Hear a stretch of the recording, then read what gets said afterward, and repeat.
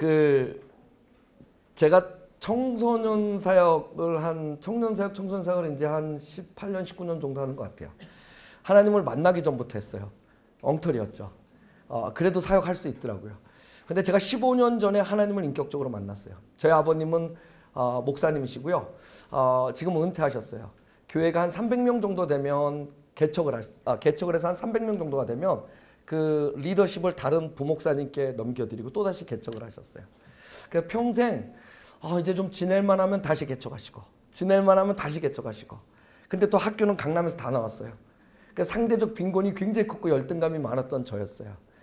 그런데 15년 전에 제가 하나님을 만나면서 제 인생이 완전히 바뀌었어요. 그런데 인생이 바뀌었다는 건 여러분 하나님께서 우리에게 주신 은혜죠. 근데 그 은혜가 있음에도 불구하고요. 그것에 대한 우리가 누림이 늘 날마다 같지 않다는 게 솔직히 신앙생활하면서 제가 갖고 있는 고백이에요. 저는 오늘 여기서 여러분들과 함께 말씀을 목사로서 전하기 위해서 올라온 것이 아니라 함께 신앙생활하는 이 시대의 여러분과 같은 교회의 일원으로서 어쩌면 우리가 한번 생각해 볼 수 있는 문제를 우리가 좀 오늘 이 시간에 같이 나눠보고 그리고 오늘 여기서 물론 답은 성경에 다 있지만 오늘 여기서 그 답을 찾아가는 과정을 우리가 좀 이제 이 예배가 끝나고 우리가 자리로 돌아가면 우리가 있는 모든 자리에서 한번 해나가 보면 어떨까라는 마음으로 오늘 이 자리에 섰습니다. 모든 목사님들이 그렇듯이 저도 예화로 설교를 시작할까 합니다. 뉴욕 맨하탄에 있는 어느 은행이 있는데요. 이 은행이 지독하기로 유명한 은행입니다. 은행이 지독하다고 여러분 표정들이 그렇게 안 하셔도 됩니다. 좀 편하게 들으셔도 됩니다. 예, 은행이 지독한 거죠. 여러분이 지독한 게 아니라. 그런데 이 은행이 지독한 이유는 뭐냐면 뛰어난 수단으로 거기에 무슨 뭐 이렇게 대출을 하거나 담보를 맡긴 사람들 거를요. 악착같이 자기 것으로 만듭니다. 그래서 이 은행은 그런 나름대로 이 자부심이 있었죠. 근데 어느 날 수수하게 입은 여자 한 분이 은행에 들어오십니다. 들어와서 이 대출 코너로 오시는 거예요. 그 대출 코너로 오시는데 이분이 하시는 말씀이 자기가 업무상 유럽을 한 2주 정도 가 있어야 되는데 그때 체류할 돈 5,000달러 그러니까 한국 돈 하면 600만 원 정도인데 이 돈이 필요하다고 대출 이제 상담을 하는 거죠. 그러니까 은행 대출 이렇게 담당자가 이렇게 보니까 옷은 수수하게 입었는데 잘 모르겠어요. 그래서 물어봅니다. 혹시 서류랑 담보를 갖고 왔냐고. 그랬더니 여자분이요. 서류랑 담보를 갖고 왔다고. 그러면서 서류를 갖고 온 걸 준비한 걸 꺼냅니다. 500만 원, 600만 원을 이제 대출받기 위해서 갖고 온 서류. 그럼 담보는 뭐냐니까 담보는 자동차 키를 이렇게 줍니다. 근데 그 자동차 키는 여러분 혹시 아시는 분 계실지 모르겠지만 한 3억 원에서 4억 원 정도 되는 롤스로이스라는 차입니다. 예, 그 롤스로이스라는 차를 바로 은행 앞에 세워놨으니까 확인해 보라면서 키를 주죠. 대출 담당자가 잠깐 기다려보라 그러고요. 나가서 확인해 보니까 그 차주와 그 서류로 만들어 온 그 여자분이 동일합니다. 그러니까 이제 이 은행에서 또 머리가 돌기 시작하겠죠.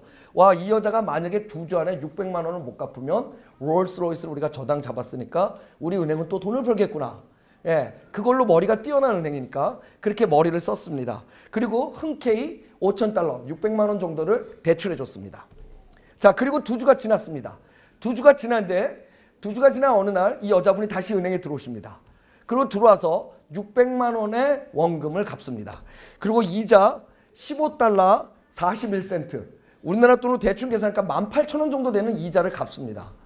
그러니까 은행 대출 이 담당자가 물어봅니다. 아니, 제가 혹시나 하고 가시하고 나서 제가 조회를 해보니까 당신은 억만장자인데 어떻게 600만 원이 없어가지고 저희한테 대출을 받으셨습니까? 라고 얘기를 했어요. 여러분 궁금하지 않으세요? 억만장자고 3, 4억 원짜리 롤스로이스를 타는 분이 은행에서 6,000불을 꾼 거예요. 그랬더니 여자분이 씩 웃으면서 뭐라 하냐면 이렇게 얘기합니다. 예, 맞습니다. 저는 억만장자 맞고요. 그리고 왜 제가 대출을 했냐면 이 뉴욕에서 내가 유럽을 갔다 오기 위해서 2주 동안 주차를 해야 되는데 주차비가 2주 동안이면 얼마인지 아십니까? 근데 은행에다 이렇게 담보를 맡겨놓으면 은행에서 주차를 해주니까 이자 18,000원만 갚으면 그러니까 결과적으로 2주 동안 이분이 내신 주차값은 18,000원이었던 겁니다.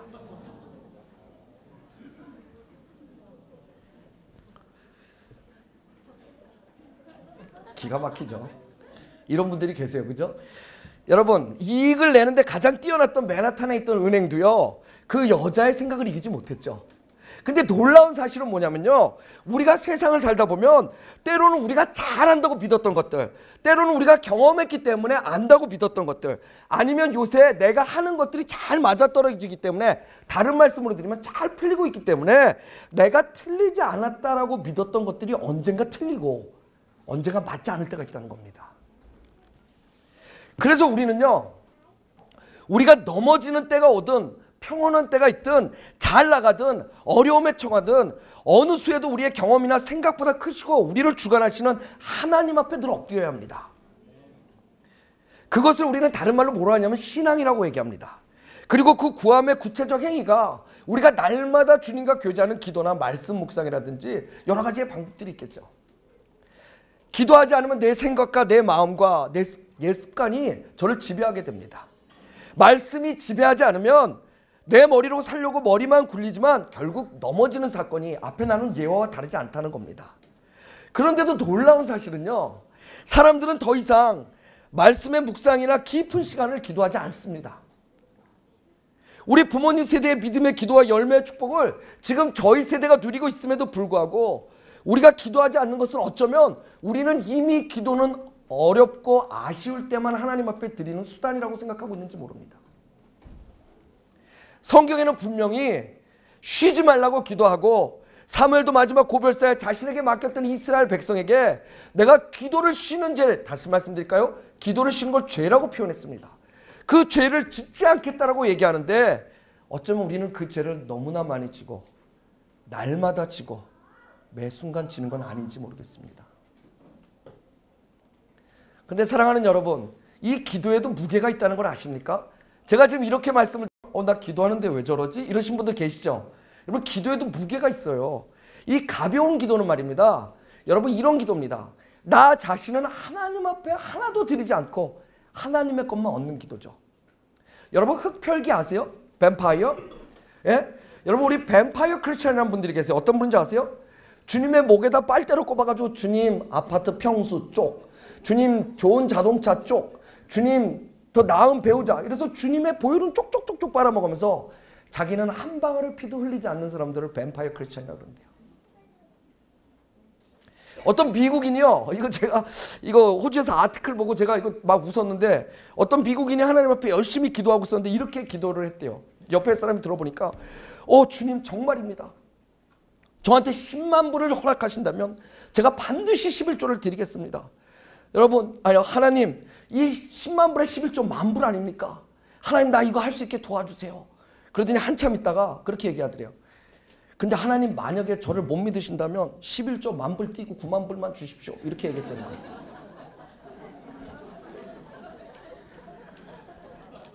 이거 웃긴데 우리 얘기일 수 있다는 거죠. 웃긴데 목회자인 저도 이렇게 기도할 때가 있었다는 거죠. 제가 여러분한테 한번 질문 드려볼까요? 여러분, 주일이 무슨 요일이죠? 무슨 요일이요? 일요일, 그죠?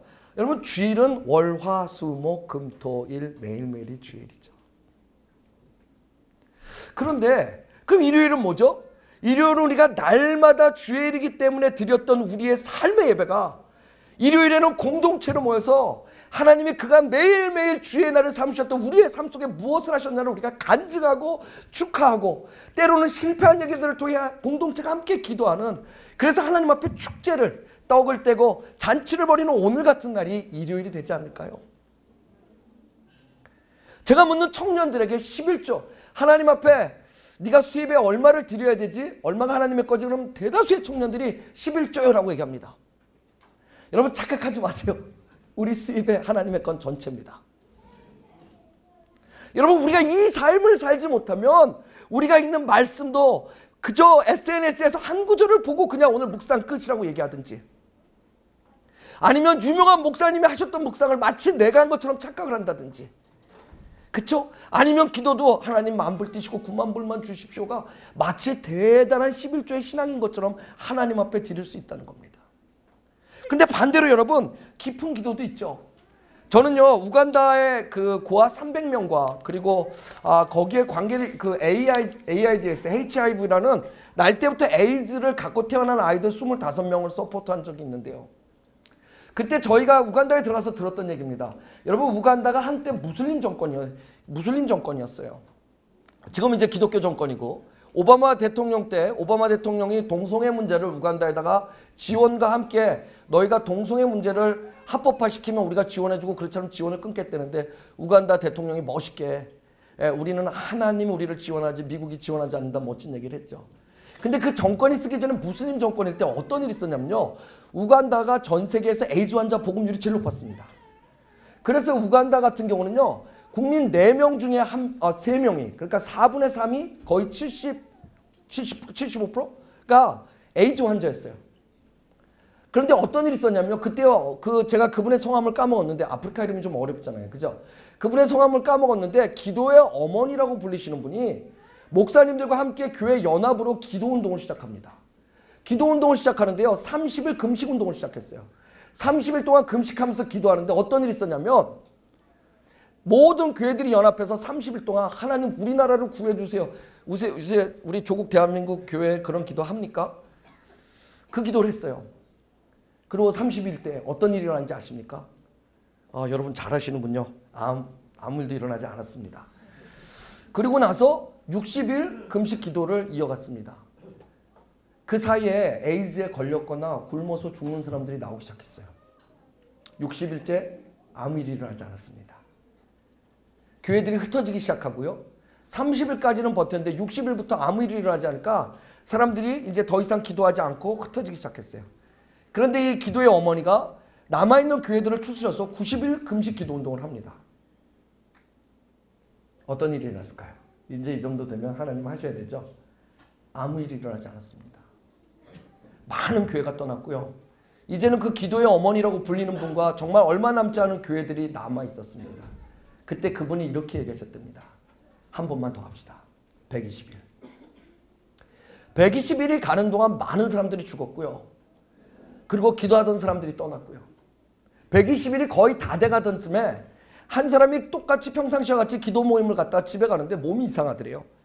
그래서 혹시나 하고 동네 병원에 가서 피 검사를 하고 그 다음날 아침에 가보니까 에이즈가 났더래요.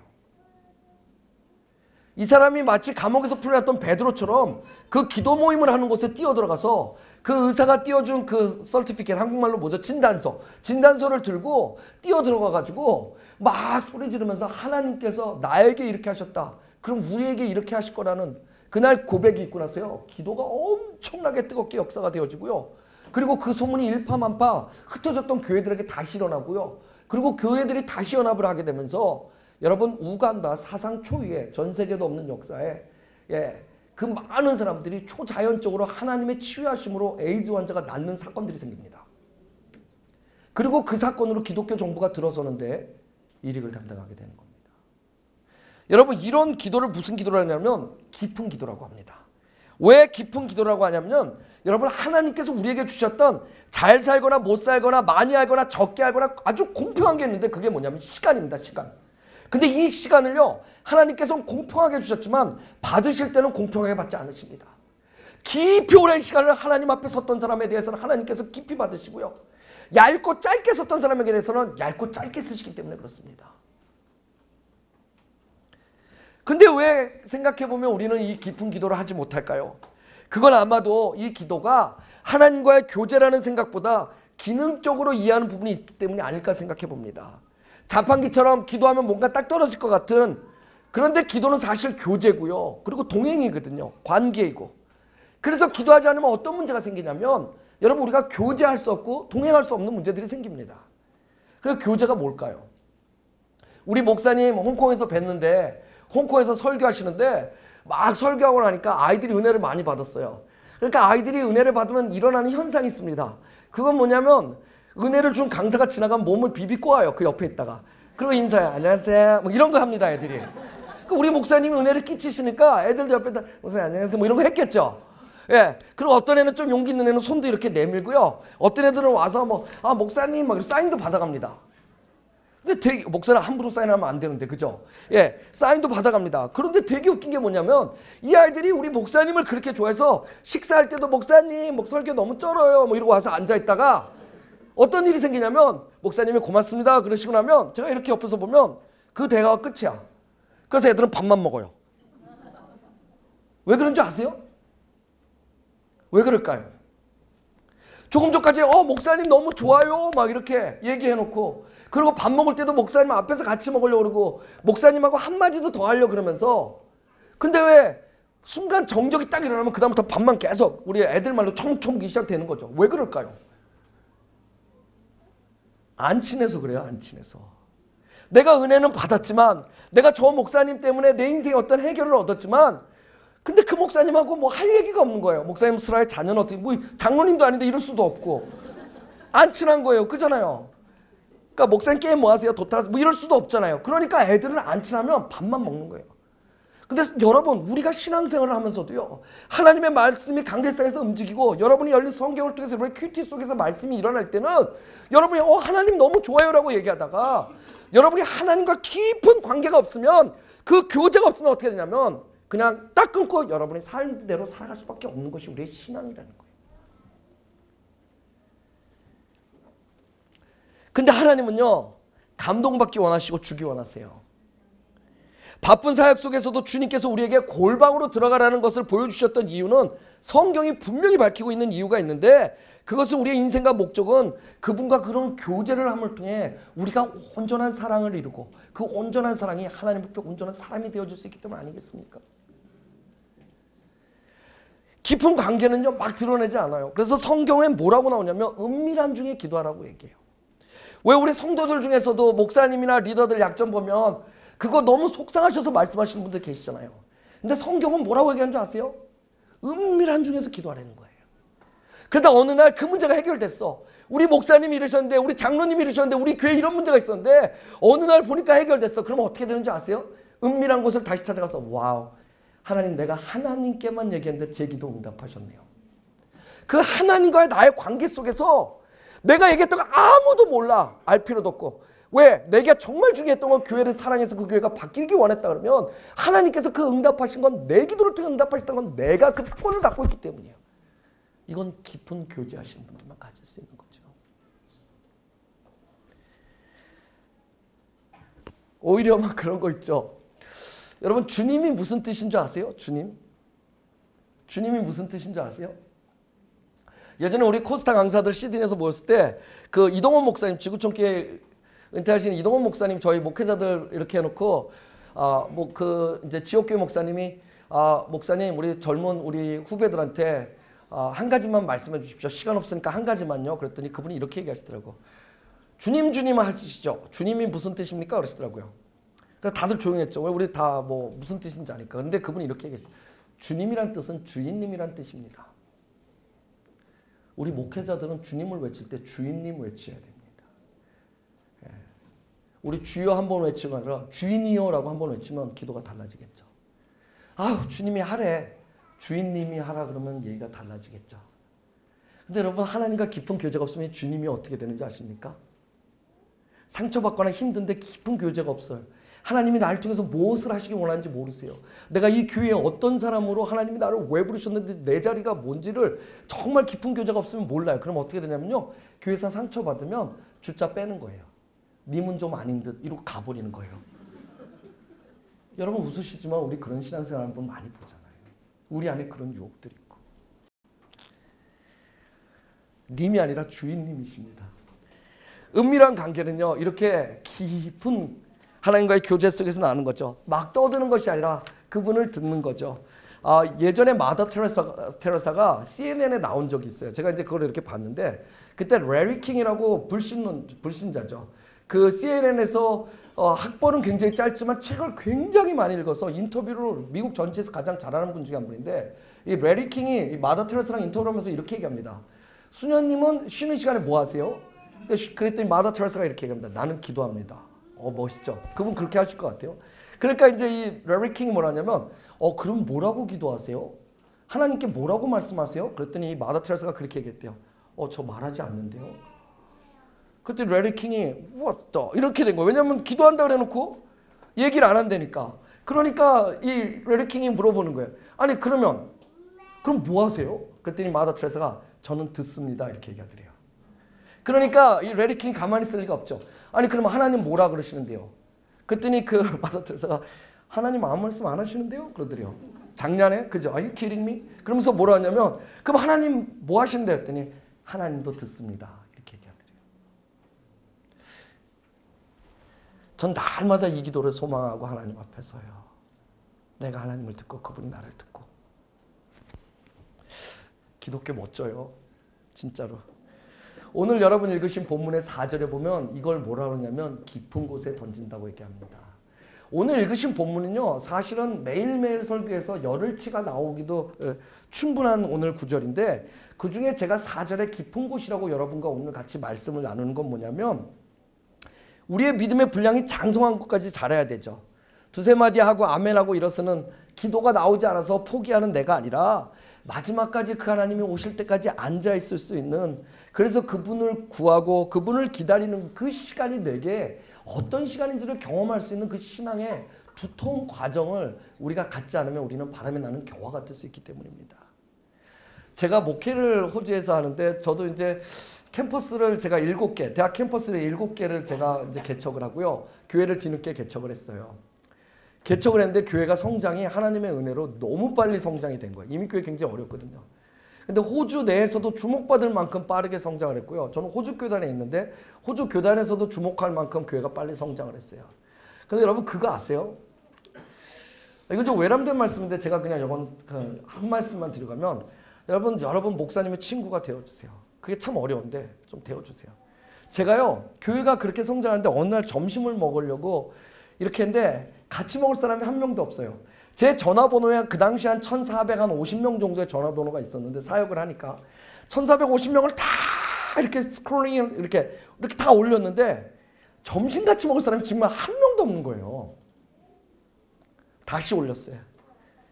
한 명도 없어요. 세 번째 올리다가 관뒀어요. 그런데 제 마음에 갑자기 막 몰라 여성 호르몬이 나와서 그런가요? 갑자기 막 슬퍼지기 시작하는 거예요. 슬퍼지면서 내가 뭐 한다고 밥 먹을 사람도 없지? 왜 내가 이렇게 살지? 그러고 나니까 막 너무너무 외로운 거예요. 그 시내 한가운데 주립도서관인데 그 주립도서관 앞이 전부 잔디밭이라 사람들이 거기 막 누워있고 앉아있고 그런데 거기 앉아서 울기 시작했어요. 그 우리 교인들 제일 많이 다니는 데인데 좀 보라고 그랬는 수도 있어요 아마. 울기 시작하는데 용서하세요. 저 원래 좀 이래요. 울기 시작하는데 도저히 못 참겠더라고요. 내가 주의 일을 하는데 왜 이렇게 살아야 되는지 모르겠는 거예요. 그래서 그 길이요 스완스턴 스트리트라고 혹시 호주 멜버른 다녀가신 분들 아실 텐데 거긴 자동차도 들어서지 않는 시티 한가운데 길이에요. 전차만 지나가거든요. 사람도 엄청 많아요. 대학교가 밀집돼 있어서. 거기에 두 팔을 이렇게 벌리고 섰어요. 길거리에. 왜냐면 제 안에 그런 게 있었어요. 오늘 하나님 안아주시지 않으면 난 한 발짝도 가지 않겠습니다. 그게 뭐 하는 짓이에요 그게. 그게 민폐고 그렇죠. 사회 부정자 같기도 하고 뭐. 근데 저는 그날요 이렇게 두 팔을 벌리고 섰어요. 그리고 눈을 감고요. 중국 사람들 욕하는 거 다 들려. 야 뭐 다 들리고요.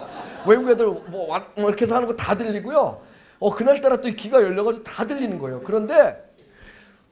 근데 제가 그날 이러고 섰어요. 서가지고 하나님 안 안아주시면 나 안 갈 거라고. 그리고 시간이 좀 지났는데 여러분 정말 하나님께서 저를 꽉 안아주시는 느낌이 나요. 눈을 떴어요. 왜냐면 누가 진짜 안아주는 줄 알고. 외국은 프리허그 많잖아요. 그래서 그건 줄 알고 눈을 딱 떴는데 아무도 없고 여전히 욕하는 사람들 지나가고 막 이러는데 마음에 감동이 오기 시작했어요. 사랑하는 여러분, 저 오늘 여러분 처음 뵙지만 여러분 중에 그런 갈급함이 있으신 분들 계세요? 이렇게 좋은 교회 공동체가 되어주시고 여러분 하나님께서 불러주신 게 감사해서 이 교회 다니는데 예전엔 내가 하나님을 그 정도로 사랑했는데 혹시 잃어버리신 분들 계세요? 지금은 하나님 사랑보다 사역이 앞서신 분들 계세요? 지금은 성도보다 이 교회 일이 더 중요하신 분들 계세요?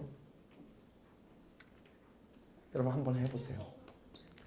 대단한 용기가 필요하지만 그것보다 훨씬 귀한 하나님의 교제가 있습니다. 예수님도요 스스로를 죽음이라는 깊은 곳까지 던지셨을 때 우리가 살아났다는 사실 여러분 아십니까? 그럼 이제 이렇게 말씀을 드리면 이제 설교가 이제 막 뒤로 가고 있어요. 이렇게 말씀드리고 있으면 사람들이 물어봅니다. 목사님 그러면 어떻게 해야 그렇게 할 수 있어요? 라고 얘기해요. 어떻게 해야 주님과 교제할 수 있어요? 어떻게 해야 삶이 예배가 될 수 있어요? 근데 저는요, 여기서 조금 느슨하게 말씀드리기가 뭐한 게, 제가 읽었던 열왕기상 18장에 보면, 혹시 말씀 준비되어 있나 한번 봐주시겠어요? 안 되면 여러분들이 찾아주셔도 좋고요. 열왕기상 18장에 보면, 열왕기상 18장 한번 보시겠어요? 여러분 갖고 계신 성경에 18장에 보면 어떤 일이냐면, 여러분 잘 아시는 사건이 나옵니다. 우리 엘리야 선지자가 하나님께서 비를 내리시겠다고 3년 6개월 동안 비가 오지 않은 국가적 상황에서 비를 내리시겠다 해서 혼자서 바알 선지자 450명과 아스라 선지자 400명, 즉 850명과 우리 아이들 말로 맞짱 뜨는 사건이 나오죠. 대결하는 사건이 나옵니다. 1대 850의 한판승. 이 사건이 나오는데 여러분 잘 들어보세요. 1대 850이 갖고 있는 의미가 뭔지 아세요? 850명의 선지자가 내 앞에 서 있다 그러면 여러분 빽빽할 겁니다. 이게 무슨 얘기냐면 현실입니다. 현실. 저는 이 엘리야 사건이 하나님께서 기도하면 비를 내려주세요 사건보다 더 귀중한 사건은 뭐냐면, 저에게 말씀하신 거, 특별히 저희 성도들에게 말씀하신 거. 왜? 목회자들은 일주일에 교회에 있지만 여러분들은 일주일에 6일을 세상에 있기 때문이에요. 여러분들은 그 누구보다 현실이라는 것들을 안고 사셔야 되는 분들이기 때문이에요. 근데 그 현실을 알고 살 때 여러분들이 한 명이라도 850명과 같은 그런 많은 현실에 쌓여서 그 어떤 것도 소망처럼 보이지 않을 때 우리 주님께서 어떻게 교제하는지를 가르쳐 주시냐면, 첫 번째로 여러분 보시니까 24절에 이렇게 나와 있더라고요. 너희는 너희 신의 이름을 불러라. 나는 여호와 이름을 부르리니 이에 불러 응답하신 그가 하나님이라. 이렇게 얘기해요. 이건 뭐냐면 여러분 이겁니다. 아주 쉽습니다. 뭐냐면 지금 네가 이 현실 앞에서 제일 먼저 생각해야 될 거, 야 세상 사람하고 너하고 뭐가 달라? 라는 질문을 주실 때 저는 하나님이 계시죠. 이 얘기를 먼저 하라는 거예요. 그 다음에 여러분, 그 다음에 어떤 사건이 나오냐면, 여러분 42절 한번 봐주시겠어요? 42절에 보시면 조금 전에 우리가 고백했던, 엘리야가 고백했던 어느 상황이든 나의 선택의 여지는 하나님밖에 없습니다 라고 얘기했던 거, 그 간절함이 42절에 나오는데, 엘리야가 갈멜산 꼭대기로 올라가서 땅에 꿇어 엎드려, 그 다음에 어떻게 했대요? 뭐 했대요? 얼굴을 무릎 사이에 넣었대요. 와, 여러분 제가 이거를요, 저는 말씀이 나오면 그대로 하거든요. 이걸 한번 해봤어요. 이거를 정말 해보실 분들은 일단 다이어트를 하셔야 돼요. 배가 나와서 안 들어가지더라고요. 근데 여러분 이게 무슨 뜻인가 한번 제가 생각을 해봤어요. 이 무릎 사이에 얼굴을 넣었다는 거. 여러분 이건 뭐냐면요, 나를 둘러싼 현실이 850대 1이라 할지라도, 다른 말로 할까요? 나를 둘러싼 현실이 불가능하다 할지라도 우리 교회 한번 대해볼까요? 조국 대한민국의 교회의 지금 모습과 선교의 모습이 세상의 민망거리가 되고 개독교라는 소리가 들리는 것이 현실일지라도, 나는 내 눈앞에 보이는 것도 내 귀에 들리는 그 어떤 소리도 듣지 않고 나의 간절함을 오직 주께만 있습니다를 고백하는 거예요. 안 듣고 안 보는 거예요. 무릎 사이에 넣어보니까 들리지도 않고 보이지도 않아. 근데 나는 무릎을 꿇었기 때문에 내 앞에 계신 오직 그만 바라볼 수 있는 믿음이 이 안에 있다는 겁니다. 여러분 지금 우리의 문제가 신천지예요? 지금 우리의 문제가 박옥수예요? 예전에 저 잘할 때 제일 큰 문제는 문선명이었거든요. 근데 지금 우리의 문제는요, 여러분, 믿는 우리가 이제 더 이상 그 무릎 사이에 우리 얼굴을 넣지 않는다는 거예요. 보지 않고 듣지 않아도 이길 수 있는 것, 바로 나의 선택은 오직 하나님이기 때문에 내가 내 삶을 깊이 그분께 드릴 수 있는 거, 그 신앙이 진짜 아니겠습니까? 예전에 저 어렸을 때요, 한국에 유행하던 게 뭐였냐면 가짜 참기름이었어요. 어르신들 기억나시죠? 가짜 참기름. 저희 교회 권사님 중에 이 가짜 참기름 맛을 기가 막히게 하시는 분이 계셨어요. 그분 이렇게 딱 가짜다 딱 이렇게 얘기하세요. 치워라, 가짜다 이렇게 말씀하시거든요. 근데 그분이 그렇게 가짜를 잘하시는 건 100개 가짜, 100하나의 가짜, 102개 가짜, 가짜가 나올 때마다 맛을 보시고 아시는 것이 아니라 진짜의 맛 하나를 아셨기 때문에 100만 가지 가짜가 나와도 그 맛을 치우실 수 있는 거예요. 이제 조국 대한민국, 특별히 우리 사랑하는 온사교회, 이제 그런 교회 더 깊이 던졌기 때문에 하나님이 그 그물을 찢으실 수 있는 교회 되어야 되지 않을까요? 현실은 눈에 보이는 겁니다. 그것 때문에 깊이 못 들어가죠. 때로는 우리가 잘못하거나 우리의 연약함 때문에 참소의 영이 우리를 붙잡고 공격하기도 합니다. 그러나 우리의 미래인 하나님의 약속은요, 때로는 보는 것보다 믿는 것을 더 요구한다는 겁니다. 때로는 이해보다 믿음을 더 요구하신다는 겁니다. 근데 이런 믿음은 어디서 나오냐면 하나님과 교제할 때 나오는 겁니다. 한번 따라해 보시겠어요? 제가 믿음이란 정의를 한번 드려볼게요. 오늘부터 이 정의를 붙잡고 여러분들께서 깊이 들어가시길 주의 이름으로 축원하는데, 믿음이 뭐냐면 한번 따라해 보세요. 믿음은 나는 무능, 그는 전능. 그래서 우리가 깊이 들어갈 수 있는 거예요. 믿음은 나는 무능, 그는 전능. 잊지 마십시오. 눈에 보이는 우상은 850명, 아니 그것에 1000배가 와도 안 됩니다. 때론 되는 것 같이 보일 수 있습니다. 힘이 있어 보이니까, 가능성 있어 보이니까, 내 눈엔 그것이 현실적으로 맞는 것 같으니까. 그런데 전쟁은 여호와의 손에 있음을 잊지 마시기 바랍니다. 이런 사람들은 히브리서 11장 38절에 세상이 감당치 못하는 사람이라고 얘기하죠. 무릎 사이에 얼굴을 묻은 기도, 그 누구도 멈추게 할 수 없고 이길 수 없는 그 믿음의 기도며 능력을 불러올 수 있는 것은 바로 그 시간에 나를 더 깊이 던져드릴 때 오는 의미가 있습니다. 아까도 말씀드렸지만 페북에 누가 올린 글 보면서 좋아요 걸고 묵상 대신 댓글 다는 수준으로 마치 하루 큐티가 끝난 것처럼, 마치 주님과의 교제를 다 한 것처럼 사는 신앙 속에서는 하나님을 알 수가 없습니다. 혹시 누군가가 전화 와서 신앙 상담해주고 그분이 너무 좋아하면 그것이 마치 일주일 동안 내가 하나님과 교제할 것을 대체한 것처럼 스스로를 자랑스럽게 여기는 삶 속에서는 여러분 깊이 들어갈 수 없습니다. 우리 신앙에 깊은 시도가 없다면, 깊은 씨름이 이루어지지 않는다면 우리는 그저 그만큼의 얇고 그 얇은 곳에 그물을 던지고 그 시도했던 것 자체만 만족하고 살 수밖에 없다는 겁니다. 여러분, 오늘 여러분께서 읽으신 그 본문에 기가 막힌 얘기가 나오는데 그게 뭐냐면 이거예요. 그물이 찢어졌는데 정말 웃긴 건 뭐냐면 우리 중에 이 깊은 곳에 던지지 않은 사람들은 그물이 찢어지는 것들을 보면서도 이렇게 얘기할 수 있다는 거야. 밤새도록 수고한 게 어디야.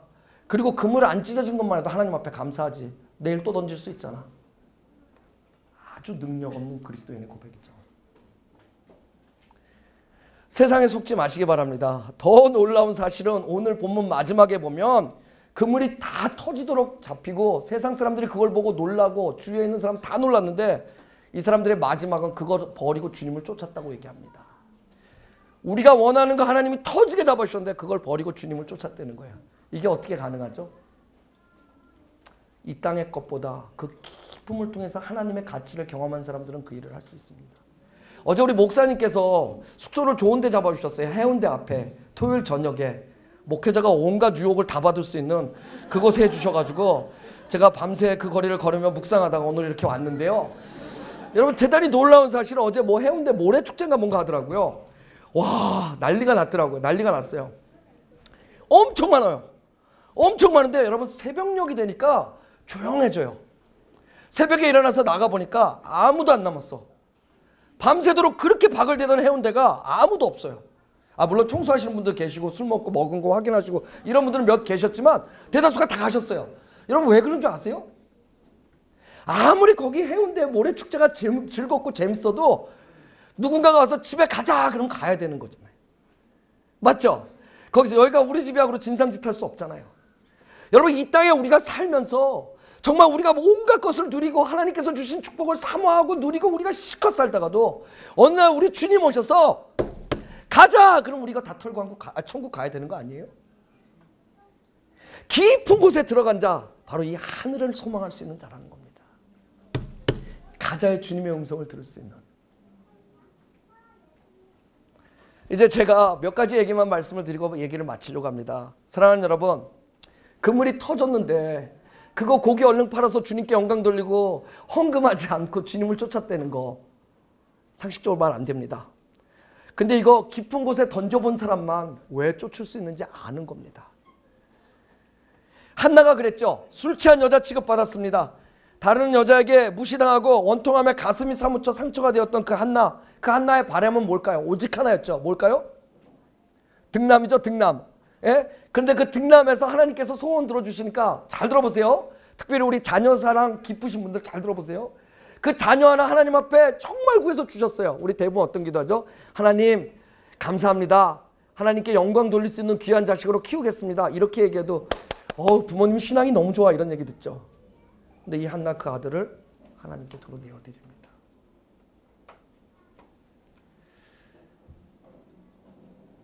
군인나라고 한나를 놀렸던 여자는 자녀가 10이나 있었는데 아무도 우리는 그 자녀가 누군지를 몰라요. 술 취한 여자 취급받았던 그 한나. 누가 봐도 그 원통함 있었던 여자의 그 기도를 응답하시는 하나님이 아니면 안 된다는 깊은 곳을 경험했던 사람은 그 자식 하나를 하나님 앞에 내어드릴 수 있는 거예요. 근데 그 자식을 우리가 기억할 수 있는 사무엘. 그리고 다른 자녀까지 주셨잖아요. 어저께 우리 목사님하고 식사하고 제가 숙소로 들어갔는데 다른 교회 다니시는 권사님이 연락이 오셨어요. 그분을 제가 만났어요. 숙소로 오셔서 만났는데 그분은 저는 원래 몰랐던 분이에요. 제가 그 교회 집회 간 것도 아니고 그분의 자녀가 둘이 있는데 아들 하나 딸 하나 있는데 이 아들이 제가 있는 호주에 와서 특히 시드니에 와가지고 워홀로 왔다가 워킹홀리데이라는 걸로 왔다가 일하면서 거기 지내보니까 호주가 너무 좋더래요. 그래서 그 형제가 31살짜리 형제인데 그 형제가 거기서 비자를 바꿔가지고 공부를 한 거예요. 회계학을 공부해가지고요. 뉴욕에 있는 본사가 있는 아주 세계적으로 유명한 회계회사에 그 펌에 들어가요. 그리고 이 청년이 부모님께 전화를 해요. 엄마 이제 고생 안 해도 돼. 나 이제 여기서 연봉도 괜찮고 이제 엄마 고생 안 해도 되니까 내가 엄마 잘해줄게. 그렇게 하고 일주일이 지나고 첫 휴가를 받아서 멜번에 내려옵니다. 멜번에 내려와서 주말을 잘 보내고요. 마지막에 호텔에서 체크아웃을 하고 그러고 나서 이제 택시를 기다리냐고 의자에 앉아있는데 택시가 왔는데도 꼼짝을 안 하는 거예요. 그래서 이제 그 로비에 있던 그 직원 하나가 이분한테 택시 왔다고 이렇게 딱 흔드는데 이 친구가 꽝 하고 넘어져요. 그래서 바로 응급실로 실려가는데 내추럴이에요. 31살이에요. 180 한 3, 4cm 되고 운동을 테니스하고 짐을 계속해서 몸이 너무 좋은 너무 건강해요. 이 뇌출혈 사건만 빼고. 근데 문제는 이 청년이 누군지를 몰라요. 그래서 어떤 일이 있냐면 근데 이제 그 응급실에 갔을 때 응급실에 때마침 한국인 간호사가 계셨어요. 그분이 이름을 보니까 준수라는 형제니까 이건 한국 사람이다. 그래서 대사관에 전화를 하죠. 그래서 수소문 해가지고 전화를 해보니까 부모님이 부산에 계세요. 그래서 부산에다 전화했는데 이분이 당신의 교회 목사님께 말씀을 드려서 그 목사님이 수소문을 해가지고 시드니에 있는 어떤 목사님한테 전화를 해요. 근데 그 시드니에 계신 목사님이 목회자협의회 회장이신데 그분이 이제 그 청년이 멜번에서 그런 일을 당했으니까 멜번에 있는 저에게 전화를 하셨어요. 그래서 일단 부모님이 오실 때까지만 해도 좀 돌봐줬으면 좋겠다. 그래서 네 목사님 그럼 그렇게 하겠습니다. 그러고 제가 가죠. 병원에 갔는데 이미 뇌사예요. 뇌사라는 건 여러분 윤리적으로 의학적으로 물질적으로 뭐 다 그 얘기하더라고요. 해서 그건 사망 상태래요. 왜냐하면 뇌가 죽으면 인격이 죽기 때문에 아무것도 할 수가 없다는 거예요. 호흡기 달아서 이 심장은 뛰는데 그 이유는 뭐냐면 부모님이 오셔야 되기 때문에 그때가 이제 대선 치를 때예요. 예, 그 대선 치를 때인데 대통령 선거 치를 때인데 그때가 또 그게 껴가지고 비행기 표도 없고 막 여권도 안 만들어 놓으셔가지고 막 그럴 때거든요. 어쨌든 그래서 부모님 오실 때까지 심장만 뛰게 두는 거였어요. 근데 그 청년 옆에 앉아서 이렇게 했는데 눈물이 그렇게 나는 거예요. 그래서 이제 이틀이 지나고요. 그 어머님이랑 누나가 와요. 근데 이 어머님이 약간 이제 좀 이렇게 순모금파세요. 그래가지고 특정 교단을 얘기하는 건 아니지만 그 성향을 아시죠? 저를 딱 보더니 목사님 여기 있으면 어떡하냐고. 우리 아들 기도해서 낫게 해야 되지 않냐고. 나사로도 살리셨는데. 근데 이 사망 소식을 모르세요. 누나는 이미 들었는데 엄마한테 알리면 엄마가 비행기 오는 과정 속에 16시간, 15시간 동안 엄마가 쓰러질 수 있을까 봐 얘기를 안 해요. 그리고 병원에 왔어요. 죽었다는 사실을 모르는 엄마가 이 아이를 붙잡고 소리를 지르면서 기도하기 시작합니다. 그리고 저를 막 꾸짖으세요. 목사가 왜 이러고 있냐고. 어쩌면 엄마가 알고 있겠구나라는 생각이 들 정도로 엄마의 절규가 있었어요. 응급실에 있는 사람들이 다른 종교를 갖고 있어도 그 엄마가 너무 간절하게 아들을 붙잡고 울면서 기도하니까 사람들이 같이 울기 시작했어요. 의사가 급하게 와서요. 잠깐 미팅을 하자 그러더니 그 미팅에서 얘기를 해요. 이 아이는 뇌사입니다. 뇌사는 윤리적으로 의학적으로 사망 상태입니다. 엄마가 인정을 안 해요. 그러면 우리 30분만 있다 다시 미팅하자고. 그러더니 한국인 간호사를 데려와서 뇌사가 무엇인지를 설명하게 하더라고요. 엄마가 못 받아들이죠.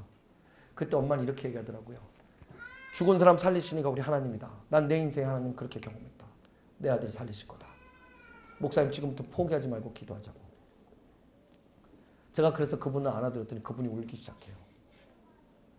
펑펑 울기 시작해요. 30분 후에 만나서 이분이 4살을 인정하고 사망 이제 선고를 다시 부모 앞에서 해야 되는, 의사가 해야 되는 상황 속에서 병원 관계자가 같이었던 사람이 뭐라고 물어보냐면, 근데 이 청년을 보니까 이게 몸이 너무, 뇌만 빼고 몸이 너무 건강하니까 이 청년이 갖고 있는 장기를 기증하실 생각이 없는 거예요. 저 그때 진짜 깜짝 놀랐어요. 외국 살면서 정말 외국 산다는 게 소름 끼치게 후회될 때가 그때였어요. 뭐냐면 지금 하나 있는 아들이 죽었다 해서 비행기를 타고 와가지고 그 아들의 사망 소식을 접한 엄마에게 장기 얘기를 꺼내는 그 사람을 한부터 제가 때릴 뻔했어요. 근데 그분의 얘기는 뭐라냐면, 지금 아니면 안 됩니다. 어려우시겠지만 결정해 주시겠습니까? 다시 30분을 달라고 저랑 기도를 했어요. 우리 아들 신앙생활은 제대로 못했지만 마지막 주님처럼 살 수 있는 게 뭘까요? 라고 말씀하시더니 그 의사 선생님들에게 우리 아들 장기 기증하겠다고 얘기합니다. 그리고 그 아들의 죽음, 뜻하지 않은 놀라운 죽음에 장기 기증을 통해서 7명의 사람이 살게 됩니다. 그러고 나서 장례를 마치고요. 제가 결국 다 집도했어요. 다 하고 그 죄를 들고 한국으로 돌아오게 되죠. 그런데 최근에 그분이 다시 전화가 오셨어요. 그래서 제가 전화를 받았어요. 쉽지 않은 결정을 하신 분이기 때문에 제 인생에 참 저에게 좋은 가르침을 주셨던 분이라서 제가 정중하게 늘 그분과 통화를 하는데, 이분이 뭐라고 말씀하시냐면, 우리 아들이 거기서 벌면서 만들어놨던 재산이 이제 변호사가 정리가 돼서 왔다는 거예요, 한국으로. 그래서 뭐라 하냐면, 이 돈 1원도 남기지 말고 다른 사람 위해서 쓰고 싶다고. 어떻게 할까요? 가난한 지역에 학교 세워주세요. 그래서 어제 찾아오신 거였어요. 우리의 자녀들 하나님 앞에 잘 자라는 것을 마땅히 기도해야 합니다. 하지만 우리의 삶 속에서 우리가 이해되지 않는 부분들이 올 때, 여러분, 예수를 믿는데 어떻게 이럴 수 있지? 라는 생각이 올 때, 하나님 정말 살아계시는 거 맞아라는 내 안에 내 신앙의 정체성이 흔들릴 수 있을 때, 그때 더 깊이 들어가실 수 있습니까? 제가 인도에서 만났던 2008년도 종교박해가 일어났을 때 제가 멜번 대학교 25명의 청년들을 데리고 제일 먼저 인도 밖에 오리사 현장에 들어갔었거든요. 목회자들 20명이 그냥 한 채로 죽음을 당했고요. 캐톨릭 수녀들이 길거리에서 강간을 당하고요. 선교사들이 끌려가서 개처럼 맞아서 죽고요. 그런 사건들이 있을 때 들어갔는데 저희가 만난 한 소녀가 있어요. 14살짜리 인도 소녀예요. 부모님이 교회 다니는데 힌두 극단주의자들이 한날 1시에 비밀리에 다 습격해서 교회를 다 들어가서 그렇게 했던 거예요. 크리스찬 가정들을 자기네들이 침범해서 그 사람들을 그렇게 박해했는데, 그때 어떤 일이 있었냐면요. 부모가 예수를 부인 안 한다고 14살짜리 아이 앞에서 부모를 죽여버렸어요. 그리고 14살짜리 아이 앞에서 네가 예수를 부인하면 살려줄 거고 안 그러면 너희 부모처럼 죽게 될 거라고 협박했어요. 근데 아이가 너무 무서워서 부인하지 못하니까 8명의 힌두 극단주의자 그 남자들이 그 14살짜리 아이를 돌아가면서 성추행을 했어요. 그리고도 그것도 모자라가지고요. 그 증거를 없애려고 그의 몸에다 개손린을 붓고요. 산채로 불을 붙였어요.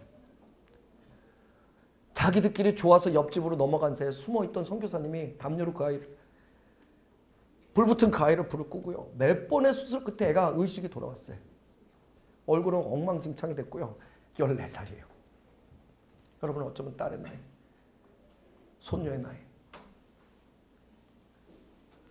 목사님들, 선교사님들이 같이 갔는데요. 그 아이의 꼴을 보니까 억장이 무너지는 거예요. 한 인도 목사님이요. 인도말로 너무 화가 나니까 그 아이를 꾸짖기 시작했어요. 너 도대체 정신이 있는 애냐? 안 무서웠니? 네가 그냥 예수님 부인하고 나중에 너무 무서워서 그랬다고. 그래서 하나님 죄송하다고 얘기하면 하나님 너 용서하실 텐데 14살짜리가 이게 무슨 꼴이냐고 그 아이에게 막 소리 질렀어요. 본인이 너무 화가 나니까. 14살짜리 아이가 울면서 이렇게 얘기하더라고요. 막 울면서.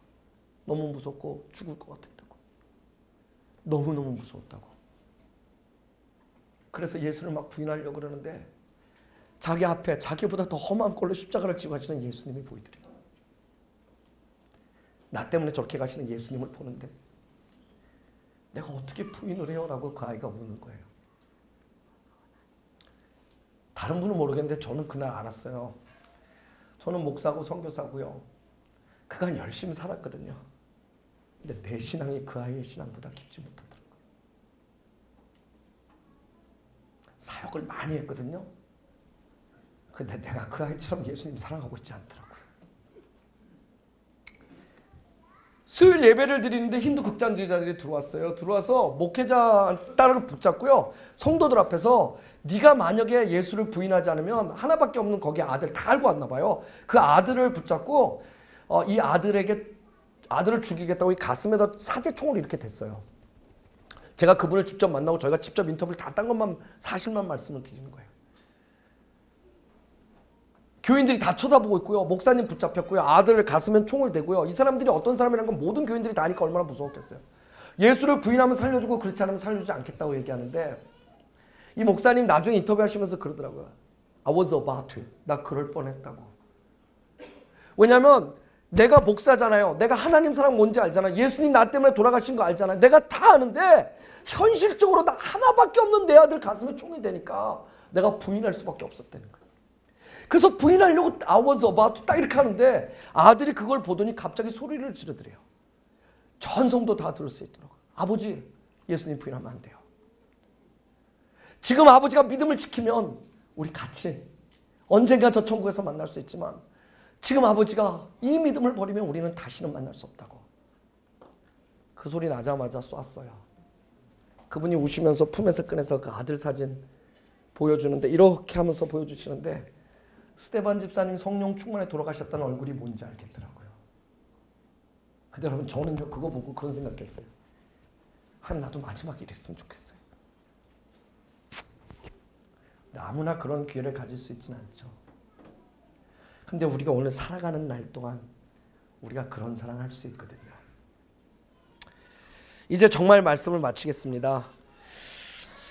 여러분, 우리 주님을 여러분이 깊이 사랑하셨던 것이 언제였습니까? 혹시 한 번도 없으셨습니까? 아니면 예전이라는 말씀을 아직도 쓰시면서 마치 지금도 그런 것처럼 살고 계시지 않습니까? 교회를 평생 다녔어도 혹시 그것이 무엇인지 모르시진 않습니까? 이 시간 그런 분들 정말 주의 이름으로 축복합니다. 너무 좋아요.